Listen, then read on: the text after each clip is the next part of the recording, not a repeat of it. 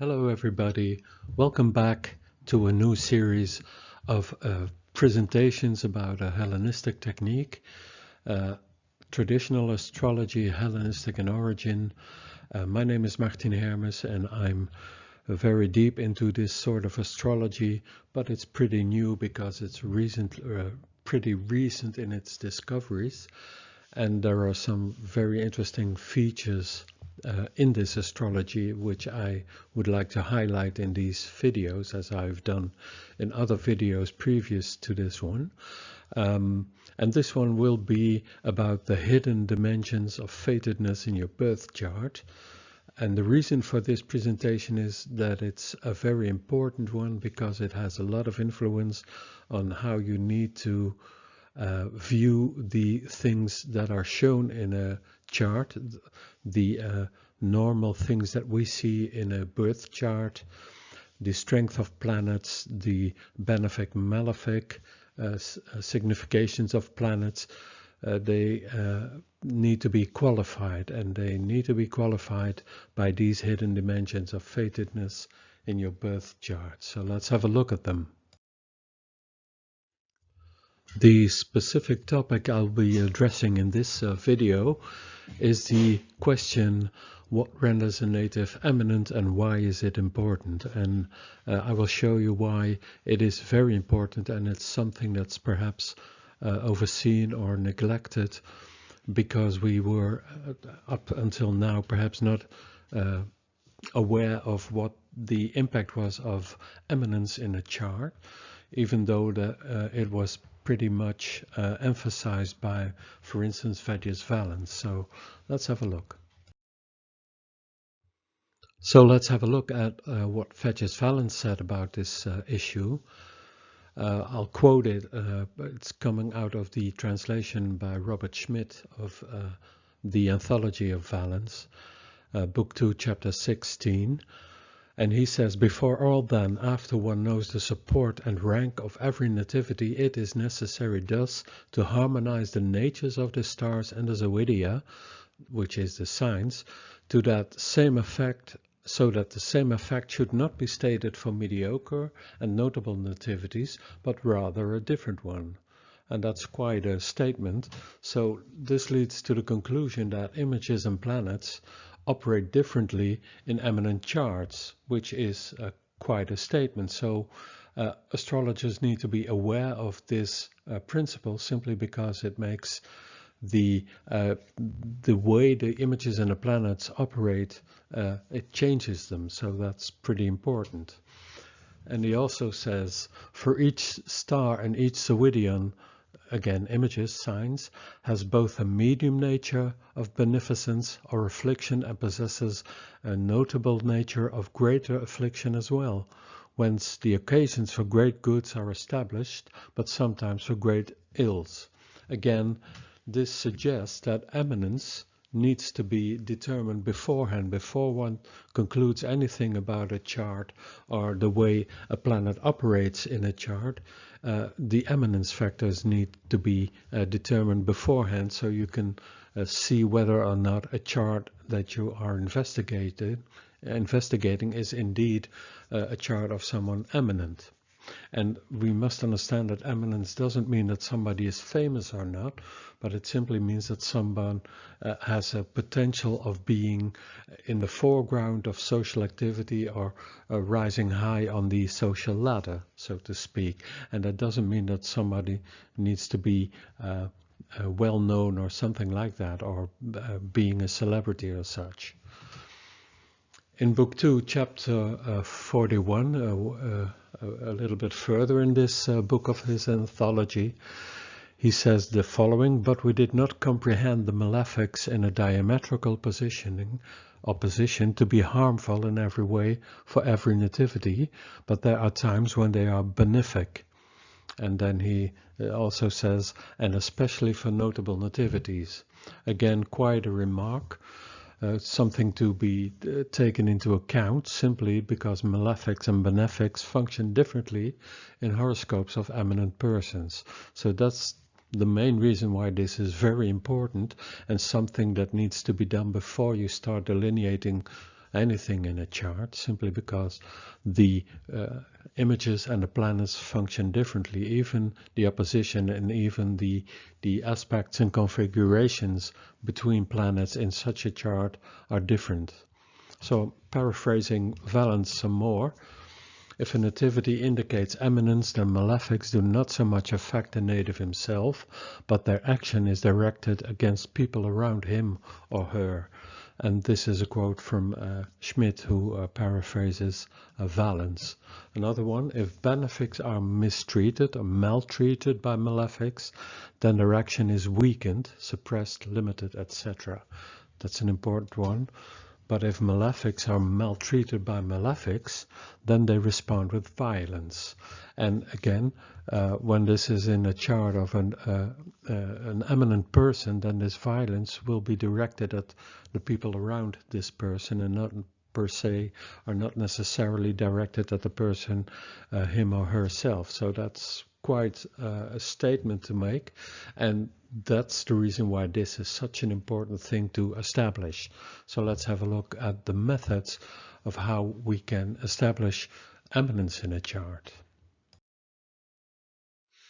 Now there are three methods used to establish eminence in a chart.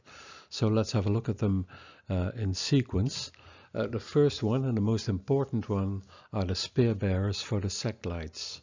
That's sectlight plural, but it can also be the sectlight itself, either the sun or the moon, depending on whether it's a day chart or a night chart.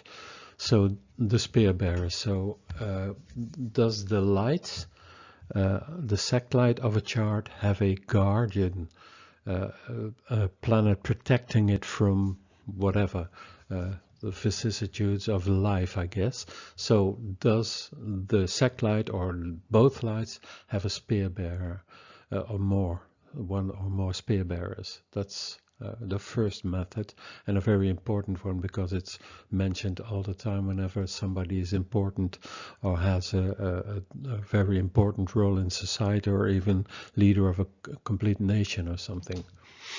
The second one is the Triplicityrulers of the sectlight. So this is the table of that. And the third one has to do with the fortune houses. So whenever these three operate together, then you can really say there's some eminence happening in somebody's life.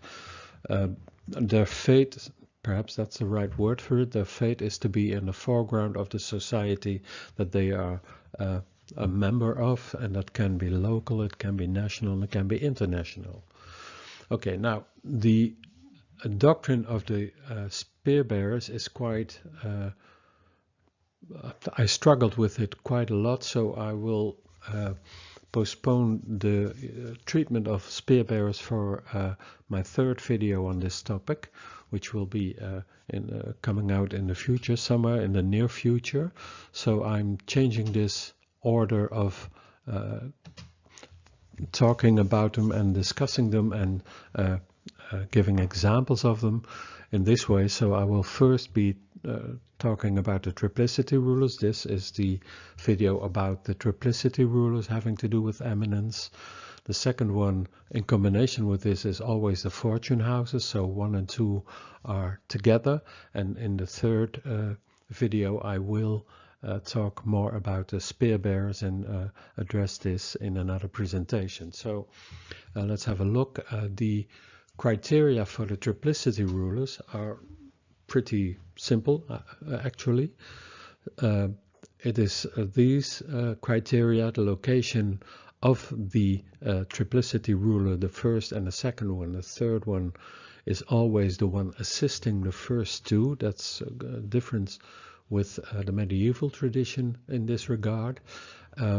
So the first and second Triplicity rulers, whether they are not, whether they are in a profitable place, whole sign place, which the ones are mentioned here, and or a location in a fortune angle. And when they are together, it's a profitable whole sound place together, and that's also a fortune angle, then the eminence factors are strongly emphasized. So that's the principle of the triplicity rulers having to do with eminence.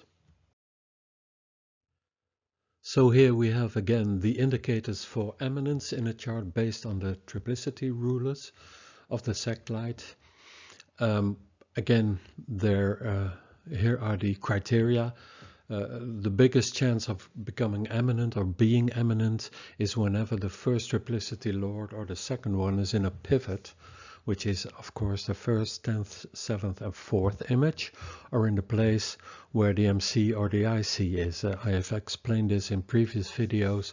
These locations of the MC or the IC render a certain place actually into some sort of a pivot, so they are prodded. That's the right word that Schmidt used, or Kurt Manwaring used, for stating what the effect was of the MC or IC in a certain image, which is not the 10th or 4th image. So that can be strengthened in this way. So whenever you find the first triplicity lord together with the MC, which is not the 10th place, then there is a certain chance that somebody will become eminent. And the chance is even bigger when this happens if that same image is either the fortune MC, the fortune ascendant, and also the fortune descendant or IC, which is perhaps to a lesser extent, but it's also very good.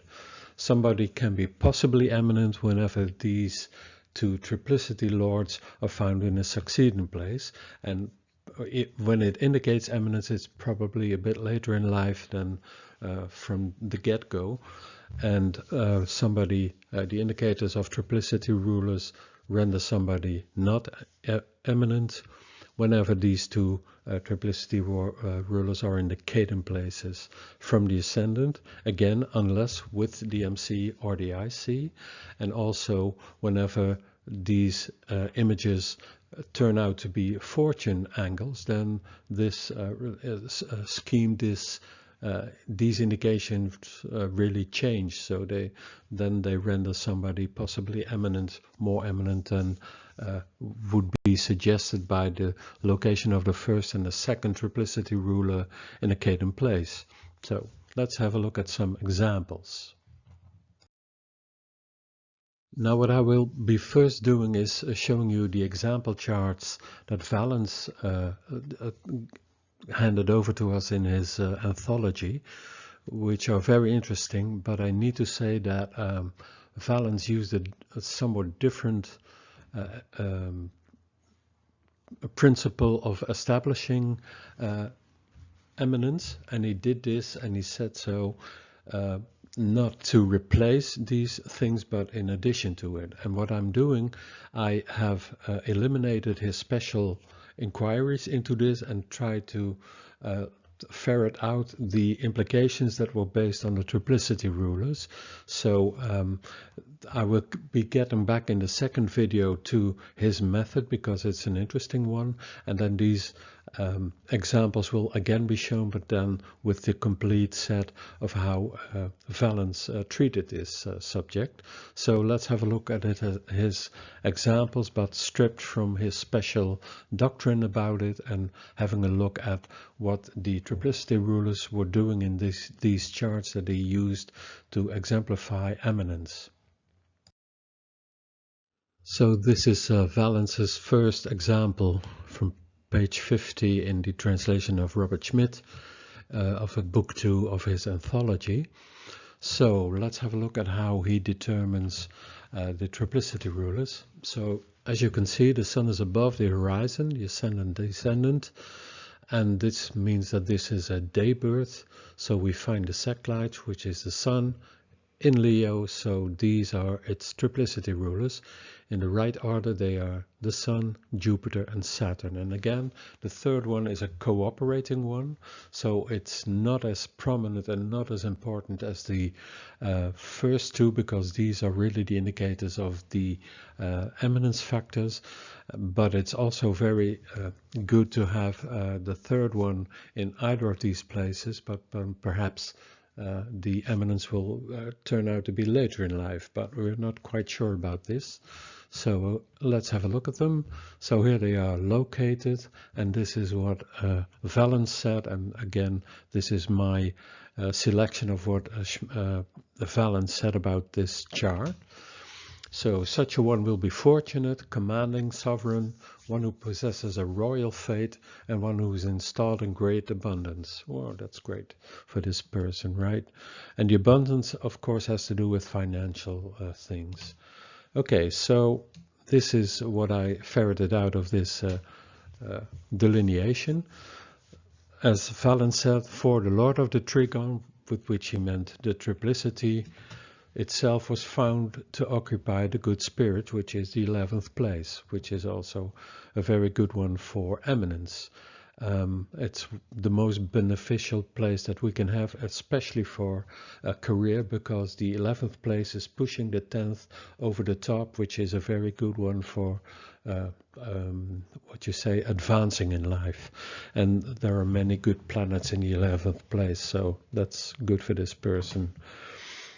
It's also the acquisition, and I need to explain this. The acquisition is the 11th from fortune, and as we see, the fortune, a lot of fortune is in the first place, which simply means that the fortune houses are the same ones as the normal houses in the chart.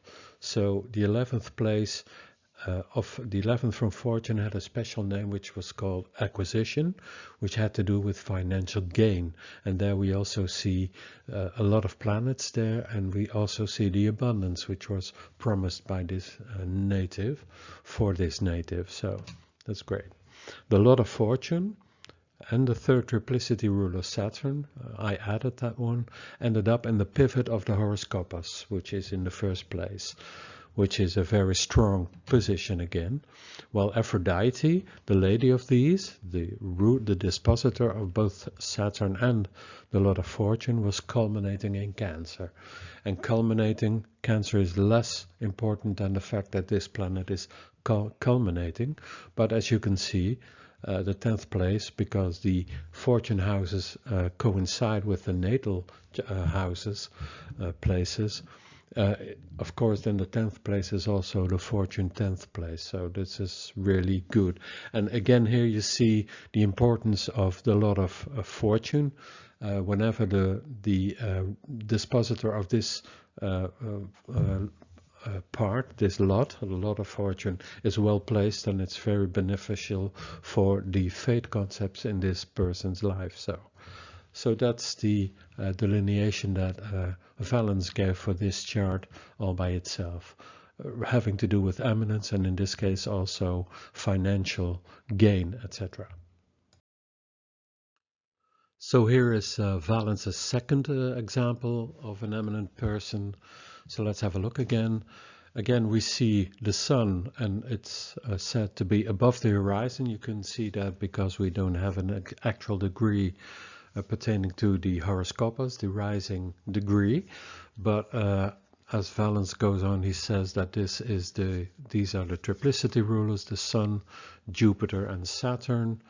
And this is what these are the locations of these Triplicityrulers. And again, you see the first one very powerful in the first place, in the angular pivot place of the horoscopus, the rising image. The second one is in the 5th place of good fortune, and the third one is culminating. So that's again a pretty strong position for these eminence factors.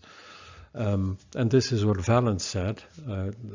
He first mentions the location of everything, and then he said, and he didn't say anything more about it, such a one will be commanding, a lord of life and death, for the stars are found to be properly situated. Well, that's nice. So let's have a look. This is my interpretation of what Valens said, because he didn't exemplify this any further.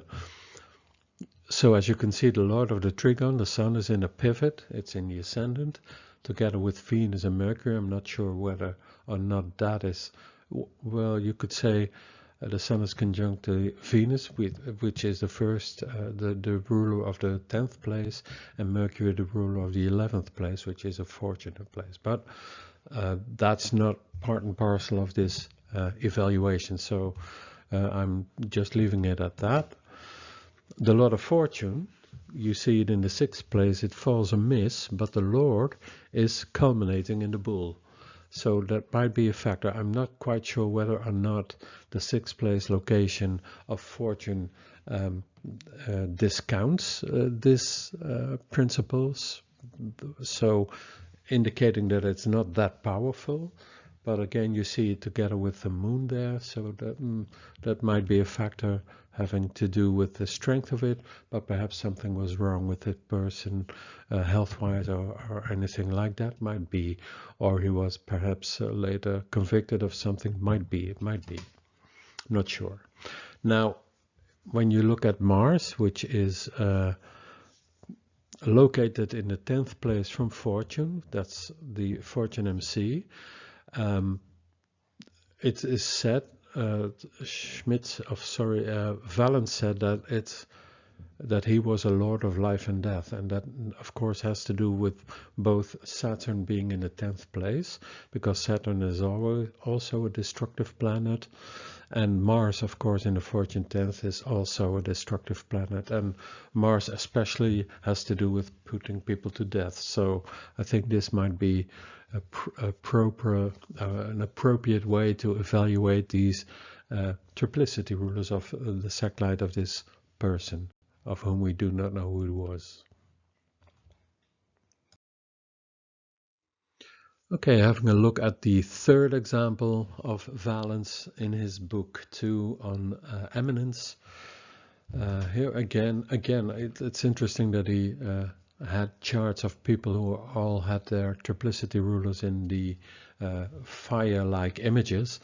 Again, here we find a person having the Sun in Aries in the 1st place. Again, a very strong position for the satellite itself. But again, we have the 3 triplicity rulers, and the 1st and the 2nd one are in the 1st house. So let's have a look at what Valens says about this chart. Such a one will be commanding, sovereign, as we could have surmised from the location of the Sun and being the 1st triplicity ruler in the 1st place. For the lords of the Trigon, which is of course the Sun and Jupiter, were found up to be upon the pivot points and marking the hour. Clear. Aries, the lord of these, Mars, is falling amiss. He's in the 3rd place, and he's unwitnessed in this place, which is not true because all the other planets have configurations with Aries. So the unwitnessing, I'm not quite sure how this could be understood. Perhaps because it might suggest something about the dispositor Mercury being in the 12th place. Perhaps that is the idea behind the strange way of saying that it's unwitnessed, but it doesn't have to do with configuration and perhaps aspects. So, but the Aries being in the 3rd place caused impediments and banishment and violent death. The violent death is of course interesting simply because he says that Mars was also the lord of the prenatal conjunction, which is a factor having to do with violent death according to Valens. So again, an example of an eminent person.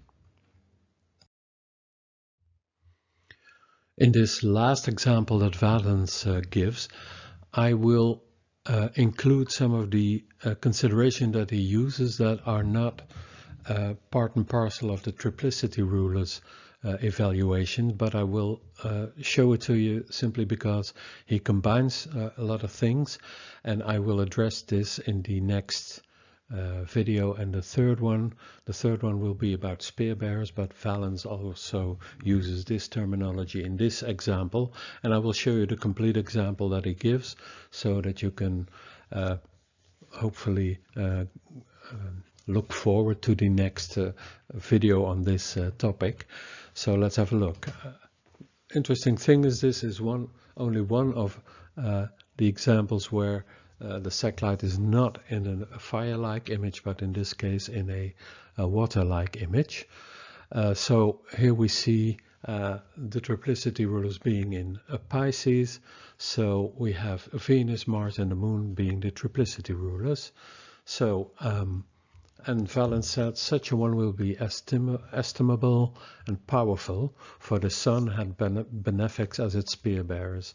So you can see the Sun in the 8th place. The 8th place, interesting, it's a rather invisible place, but it's the fortune 1st place. So here you see again one of the perks of having a place being a fortune angle. So that's an interesting observation here. So the benefics as spear bearers, which are Venus and Jupiter, rising before the Sun, most probably, because we don't know for sure, but we must take this into account simply because Venus and Jupiter must rise before the Sun, being able to be spear bearers, but I will address this in the 3rd video in this series. And these two triplicity rulers were found to be lying upon the lot of fortune along with the ruler of fortune, which is Jupiter itself. So that's very fortunate implications for eminence. And since the co-sectarians of the trigon fell amiss, the co-sectarians are the 2nd triplicity ruler and the 3rd one, Mars being in the 12th place and the Moon being in the 3rd place, which is called falling amiss. So they're not in a good place. And the lot of the Spirit, which is in the 6th place, which is the aversion. And Spirit in the 6th is averse also with the ascendant, of course. And this was all the reason why this person was banished, and he willingly departed, as Valens said. Aries was opposed to the acquisition. That's not a good sign because that's a financial indicator, so there might be problems with that as well.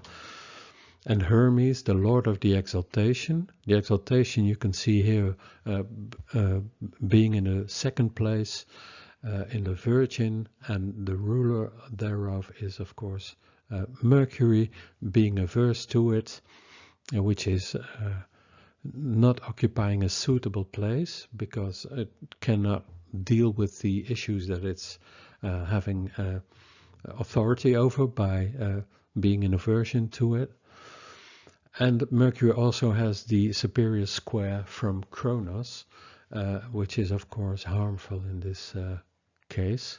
Once we spoke well earlier, and he says the circumstances of reputation and of fortune will not last long.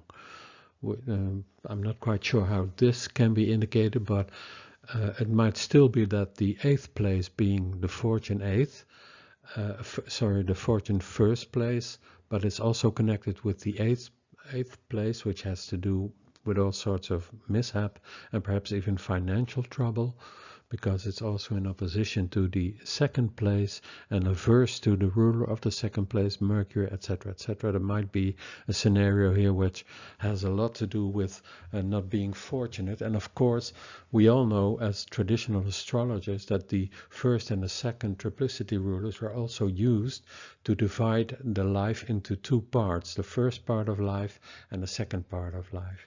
And then you can say that the 1st part of life is better simply because Venus is in a succedent place, which is stronger than a cadent place, and then you see Mars being the 2nd triplicity ruler being in the 12th place, which is of course not good and is in opposition to Spirit, the lot of Spirit in Capricorn. That's a problem, and also one of the less favorite principles is that this is a day chart and we have planets belonging to this, the sect of the night, the sect of the moon, being the triplicity rulers, and these are not always, I'm not quite sure how to put this, they are not perhaps as stable as when you would have triplicity rulers in a day chart belonging to the sect of the day, belonging to the favorite sects, so the day planets being Jupiter and Saturn. And of course we see here that Jupiter is also together with the Sun and with fortune it's in its own place in Pisces, and together with the exalted ruler of Pisces being Venus. So this again enhances the first period as being very good, and the second one being quite miserable, simply because we find Mars being in the 12th place, but also in the place of its fall, its depression. So yeah, we have quite an interesting scheme here. Okay, so having got several clues from how Veges Valens used this method to establish whether or not there was eminence in a certain chart, let's have a look at some modern example charts and first try to establish whether or not these persons are eminent or not. So here we have the chart of a very important lady who has gained real celebrity status when she was still alive, and even iconic status after she died so tragically a long time ago, Lady Diana, formerly married to Prince Charles. So let's have a look and see whether or not the triplicity rulers of her sect indicate something having to do with fortune, being eminent, I mean. So as you can see, the sun is above the horizon, so this is a day chart. The sun is in a water-like image, so we need to spot the triplicity rulers of the water-like images, and then we find Venus, Mars, and the moon as being the triplicity rulers. So there they are. The first one, okay, let's evaluate them. The indicators of not being eminent is whether when the first or second triplicity lord is in a cadent place, and indeed we find the first one, Venus, in a cadent place. So that's actually sort of a no-go. No, this is not good. The first period of life does not suggest, the first triplicity ruler does not suggest eminence. But of course we know she was eminent. So, but we can also see that this place, the sixth place where Venus, the first triplicity ruler, is found, is actually the fortune MC.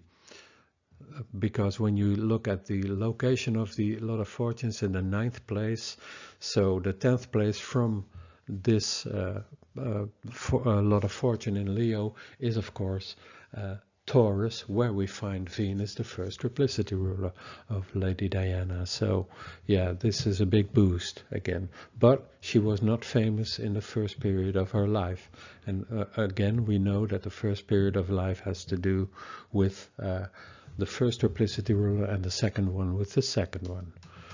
So again, here we have the fortune houses, so you can see that Venus is quite well placed, being in the fortune 10th place, the fortune MC. That's pretty good. Again, there is an issue with timing, because when does the first triplicity ruler hand over the times to the second triplicity ruler? And let's first address the second triplicity ruler, because that's in the 10th place. And of course it is Mars, which is not of the sect, it's the more afflicting malefic. And of course we all know about the struggle she had by being famous, and it might even have led, and as many state, that her fame was also her demise, simply because she was in the constant focus of paparazzi, which led of course to the terrible accident that ended her life.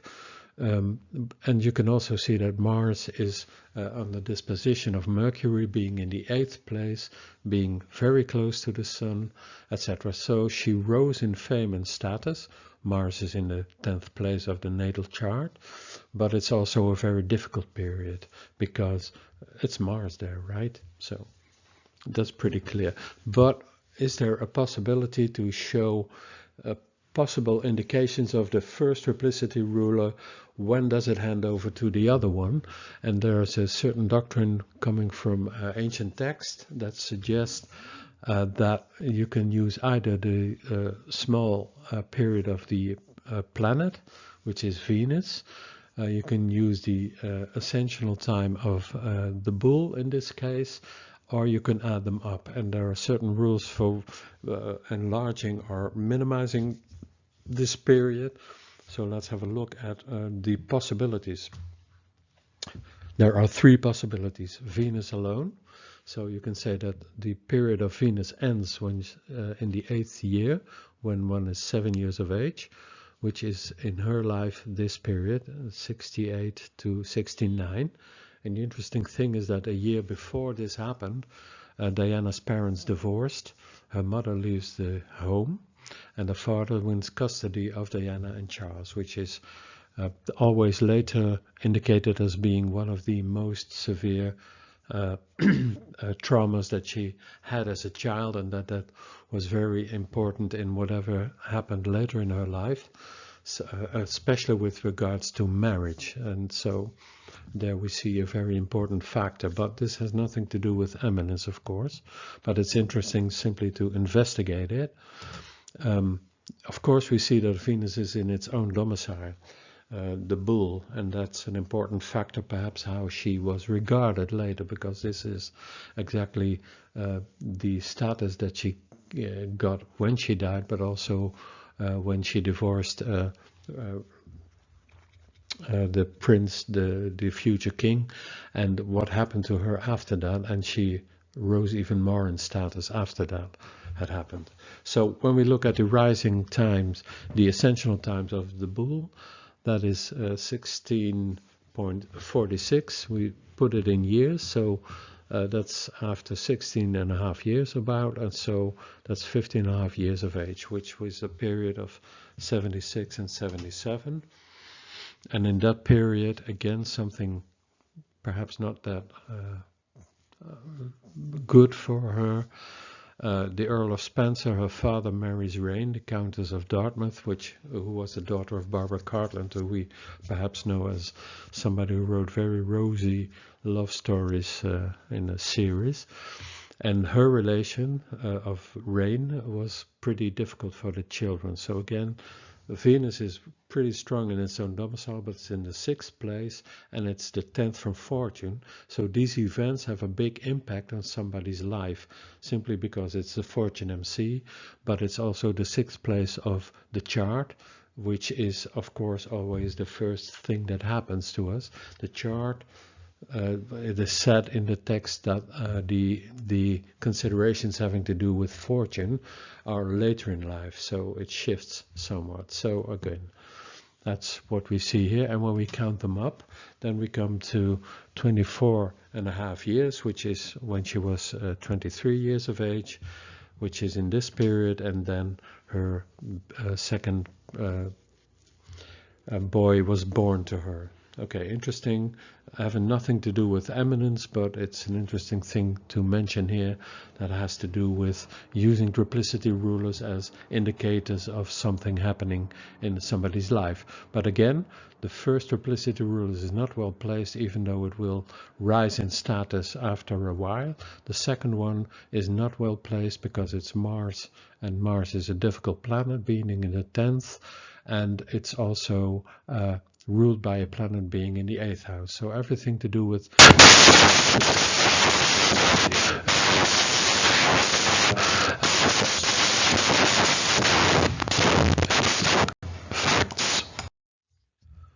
Okay, looking at another member of the royal family of the UK, Prince Andrew. Of course, I'm using his chart because he's under close scrutiny, because a lot of things that happened with perhaps having sexual relations with a minor and being befriended with Jeffrey Epstein, etc., etc. So that's pretty actual what's going on in his life. As you can see, he was a pretty boy when he was a younger of age, and this had a lot to do with his reputation. Let's have a look at the triplicity rulers. As you can see, his triplicity ruler, the sect light is the sun, and as you can see, it's really at the very first degree of Pisces, which is pretty interesting, being born on a sort of a divide between two images, but we need to take this into account, so we need to address this by means of the triplicity rulers of Pisces. So again, in a day chart, the correct order is Venus, Mars, and the Moon. And you can see that the first two, like the first one is also Venus, but together with the second one, Mars, it is in the 6th place, which we have seen already is quite a difficult position for becoming eminent. But of course, he is an eminent person simply because he was born into royalty. So that's interesting. But it also has to do with being in the foreground or not, and of course the 6th place has to do with being under the horizon, so less visible. This is how I see this from the Netherlands, because I know that in the tabloids in the UK, I think his actions and whatever were pretty prominent in the UK press, I guess. But of course it came to the fore, especially in this period, because now he's really under scrutiny. So interesting. But as you can see, it's Venus, Mars with Saturn in the 6th place. So that's interesting, and it's not a very beneficent position perhaps. But again, he was born into royalty, so he is eminent point, period. So that's interesting. So yeah, again we see here the first two triplicity rulers not being eminent, so we have to see whether or not here we have something to do with fortune places. No, we don't, because the the triplicity rulers are not in the fortune places, but the third one is, which is the Moon. I'm not quite sure how to interpret this, but it's an interesting fact that his eminence factor are not the first two principles having to do with triplicity rulership are not emphasized by having them in a fortune angle. So, and the interesting thing is that this prince was a bit under the radar, because it was all about his brother who would be the future king of England. So he was a bit of undercover, sort of. And the accusations now, of course, are strongly influenced by Venus and Mars, I think.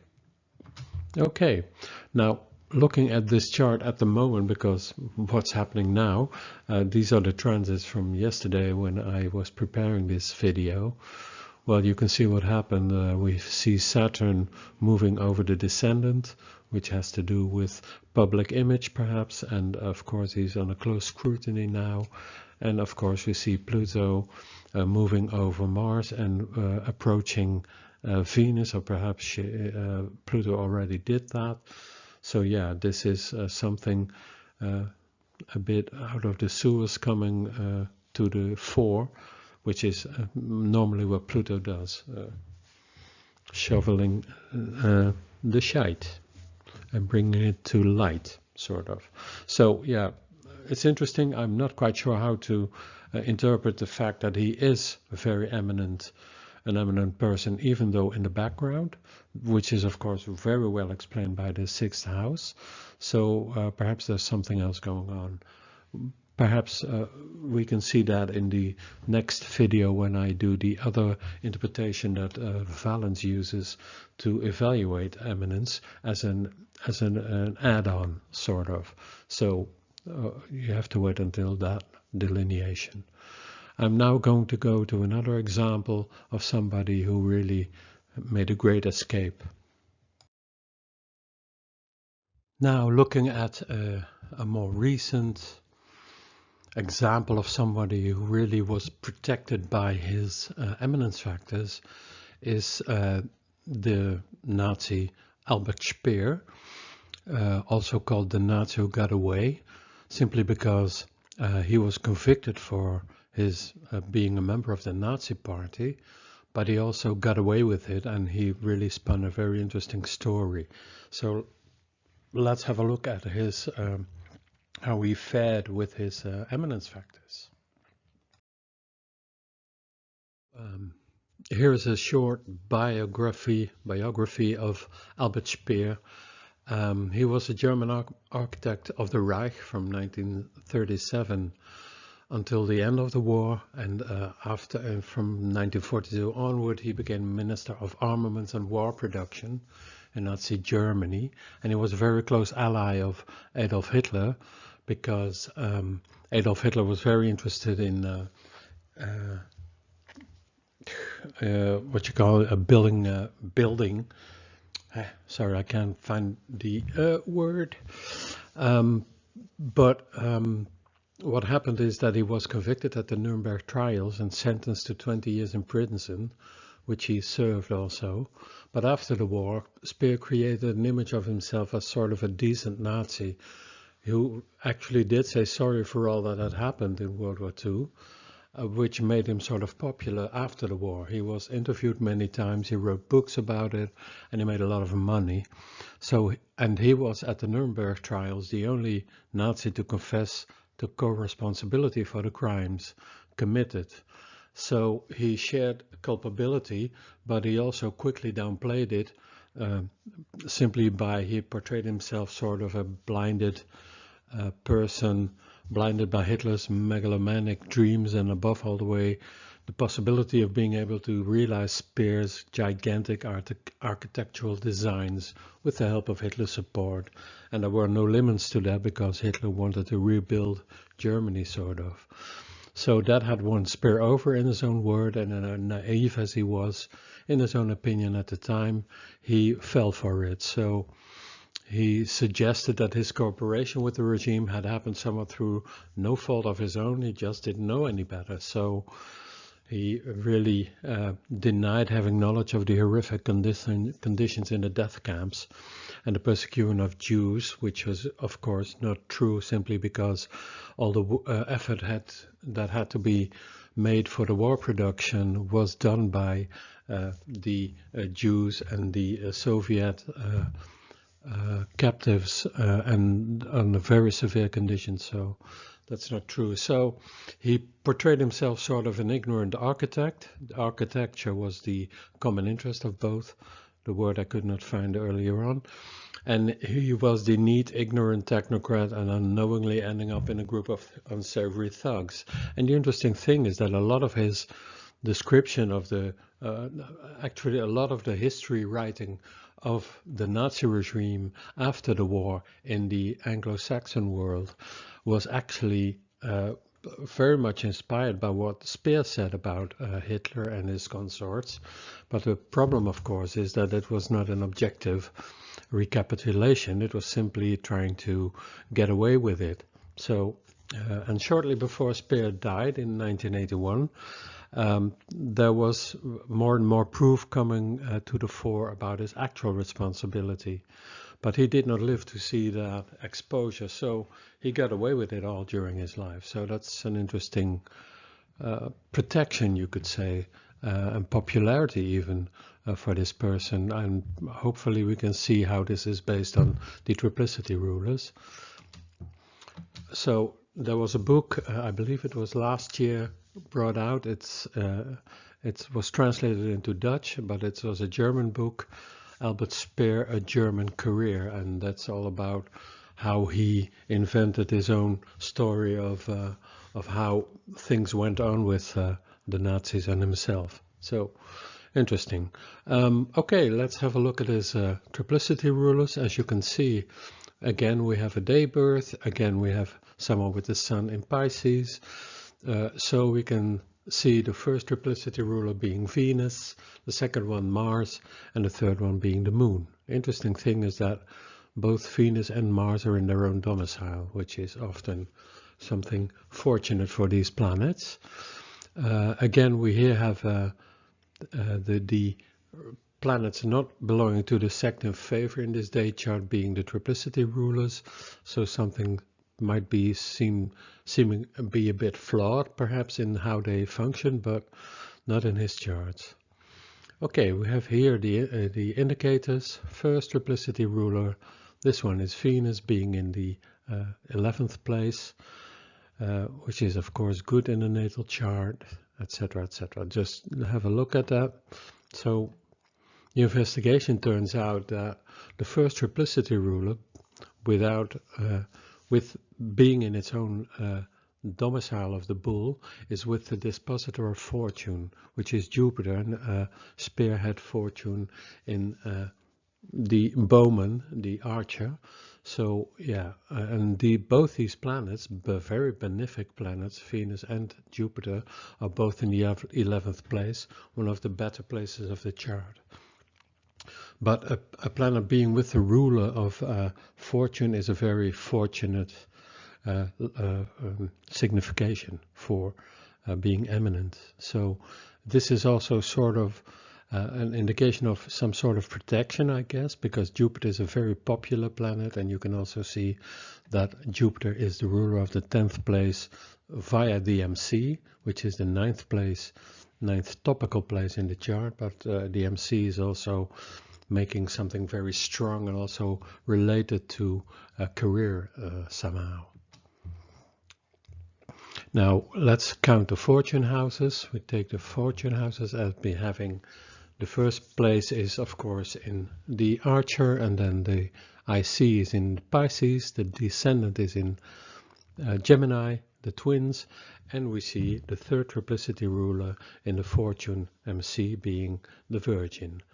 That's again a very strong indication, but perhaps also an indication that the last period of his life was somehow more beneficial to him. But again, in the Hellenistic tradition, it's not used the third triplicity ruler to say something about the third part of life. So when we don't do that, the second part of life must be evaluated by means of Mars, which is the severe malefic in this chart, because it's a day chart and it's in the 5th place, but it's in its own domicile, so something good might come out of that, I think. Again, see that both lights, which is very fortunate, are both in fortune angles. Again, the moon, it's not the sect light in favor, but it's a very good one, because the moon and the sun are the rulers of one's all, as it's stated in the ancient text. So this is a very beneficent position for both lights. Again, we also see the ruler of the ascendant, the rising image, being the moon, and also the triplicity ruler number 3 is in the fortune MC, which is very good. Again, perhaps sort of an indication of someone personally coming very far in life, simply because the ruler of the first place is in the fortune MC. That is most conducive to eminence. The third place can also be considered a natal peak, because the third place normally is quite weak, but as the IC is there, so you can say that the Virgin and the Moon are as powerful as a pivotal place, so the big strength, you can say. Okay, and then of course the Moon supports, that is the task of the third triplicity ruler. Hopefully the third triplicity ruler can support the other two triplicity rulers, and it can here because the Moon is in the trine configuration with Venus, the first triplicity ruler, and in a sextile configuration with Mars being the second triplicity ruler. So here we have a very interesting view on the reasons why he got away with whatever he had done in the Second World War, and his complicity in the atrocities committed by the Nazi regime. And well, he got away with it, so there is nothing else to say about the idea that one has to be protected. The workings of the malefics are more directed against other people, as the first impression said about why it is important to do this beforehand. You need to address the issues, the workings of a certain image, certain signs, the 12 signs of the zodiac, and the workings of the planets in the chart of somebody who's eminent, as Mr. Speer was. And well, he got away with it, so perhaps this can be attributed to the workings of the triplicity rulers. So let's have a look at what I will be doing in the next video on this issue. So with this I come to the end of my first presentation on the topic of eminence in a chart. So thank you all for listening, and I hope you will be visiting my YouTube pages for further investigations. I will be coming up with a next video within reasonable time, where I will address the idea of the way that Valens did research on establishing whether or not a native is eminent or not. So I will be introducing his manner of looking at it, and this makes use of certain Arabic parts and certain other points in the chart that might have to do with eminence. So I hope to see you next time. Please leave a thumbs up or a comment, and I'll be looking forward to the next time we'll be meeting here again. Thank you, and bye-bye.